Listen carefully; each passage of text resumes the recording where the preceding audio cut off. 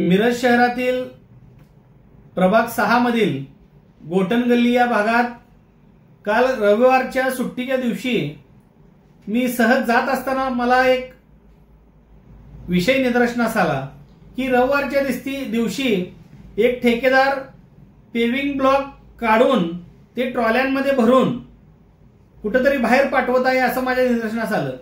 मी त्या गोष्टीचा पाठलाग केला असता तर ते काढलेले पेविंग ब्लॉक हे मिरज बोलवाड रोडच्या राधाकृष्ण हॉल या मुन्ना भोज मलानी यांच्या हॉलवर टाकण्याचं काम संबंधित कॉन्ट्रॅक्टर करत असल्याचं माझ्या निदर्शनास आलं।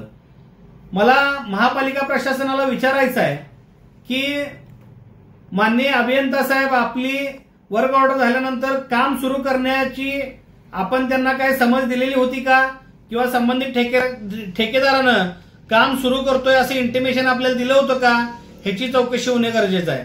रविवारच्या दिवशी तुम्ही काम करताय म्हणजे चोरीमारीच्या उद्देशानं तुम्ही अशी कामं करताय का, असा माझा या ठेकेदाराला प्रश्न आहे। मी महापालिकेचे माननीय कार्यतत्पर आयुक्त म्हणून सत्यम गांधी यांचा गाजावाजा सुरू आहे, तर या सत्यम गांधींना माझा एक प्रश्न आहे की 2021 पासून आज अखेर मिरज शहरातील सगळ्या प्रभागांमध्ये जिथं जिथं पेविंग ब्लॉक बसवण्याचं काम झालं आणि त्या ठिकाणी ह्या 2 वर्षामध्ये ते पेविंग ब्लॉक काढून तिथं कॉन्क्रिटीकरणचा रस्ता करण्याचं काम झालं, ह्या गोष्टीचं ऑडिट करणं गरजेचं आहे। कारण पेविंग ब्लॉक बसवलेल्या जनतेच्या पैशाची लूट ही महापालिकेच्या माध्यमातून कॉन्ट्रॅक्टर करत आहेत। त्याचं कारण असं की 2021 पासून बसवलेले पेविंग ब्लॉक जर 2024-25 या साली काढून त्या ठिकाणी जर कॉन्क्रीटचा रस्ता करत असाल तर ते काढलेले पेविंग ब्लॉक महापालिकेकडे त्या संबंधित ठेकेदारानं जमा केलेले आहेत का, ह्याचं ऑडिट होणं गरजेचं आहे। म्हणजे जनतेचा पैसा कसा लुटला जातोय ह्याचं ज्वलंत उदाहरण आहे। जर एखादा कॉन्ट्रॅक्टर 10 लाखाचं पेविंग ब्लॉक बसवण्याचं कॉन्ट्रॅक्ट घेत असेल, ते पेविंग ब्लॉक बसवून 2-3 वर्ष झाले असतील, परत त्या कामाच्या ठिकाणी पेविंग ब्लॉक काढून 20 लाखाचं कॉन्क्रीट रस्ता करण्याचं काम जर ठेकेदार घेत असेल आणि ते पेविंग ब्लॉक काढून जर विकत असेल तर ही गोष्ट अतिशय चुकीची, बेकायदेशीर आहे।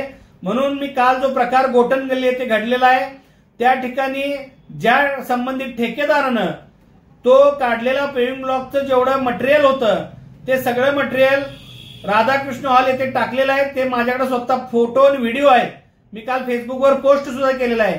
तात्काळ महापालिका प्रशासनाने याची दखल घ्यावी आणि 2021 पासून जे मिरज शहरातल्या सगळ्या भागामध्ये प्रभागांमध्ये पेविंग ब्लॉक बसवले होते आणि ते बसवलेल्या पेविंग ब्लॉकच्या ठिकाणी या 2 वर्षामध्ये जिथं कॉन्क्रीट रस्ता करण्यात आला त्या कॉन्क्रीट रस्त्याच्या ठिकाणचे काढलेले पेविंग ब्लॉक हे महापालिकेने जमा करून घेतलेले आहेत की नाही याचं ऑडिट होणं गरजेचं आहे। आणि कालच्या प्रकाराबद्दल जे पेविंग ब्लॉक काढलेले होते आणि ते पेविंग ब्लॉक ज्या मुन्ना भोज मलानी या राधाकृष्ण हॉलच्या मालकाला विकलेले आहेत त्या दोघांच्यावर म्हणजे संबंधित वर्क ऑर्डर असणाऱ्या कॉन्ट्रॅक्टरवर, त्या पेविंग ब्लॉक विकणाऱ्या संबंधित तिथल्या मॅनेजरवर आणि राधाकृष्ण हॉलचा मालक मुन्ना भोज मलानी ह्या तिघांवर पण महापालिका प्रशासनानं तात्काळ गुन्हा दाखल करावा, अन्यथा महापालिकेसमोर तीव्र आंदोलन केलं जाईल असा जाहीर इशारा देतो। कारण गोरगरीब जनतेच्या पैशाची लूट तुम्ही करताय। महापालिका ही गोरगरीब जनतेला सुखसुविधा पुरवण्यासाठी सपशेल अपयशी ठरलेली आहे। विस्तारित भागात कुठल्याही सुखसुविधा नाहीत। त्यामुळं माझं आयुक्तांना सांगणं आहे, तुम्ही ज्या पद्धतीने वेगवेगळ्या प्रकारे टॅक्स वसूल करून जनतेचा पैसा लुटलाय त्याच पद्धतीने सुखसुविधा देणं गरजेचं आहे। आणि अशा चोरीमारी करणाऱ्या संबंधित ठेकेदारांना आणि चोरीचा माल घेणाऱ्या माणसांना यांच्यावर गुन्हे दाखल करून अशा ठेकेदारांना काळ्या यादीत टाका, अन्यथा महापालिकेसमोर तीव्र आंदोलन केलं जाईल असा इशारा मी समस्त स्वाभिमानी आंबेडकरी समाजाच्या वतीने आज देतो। जय भीम, जय भारत।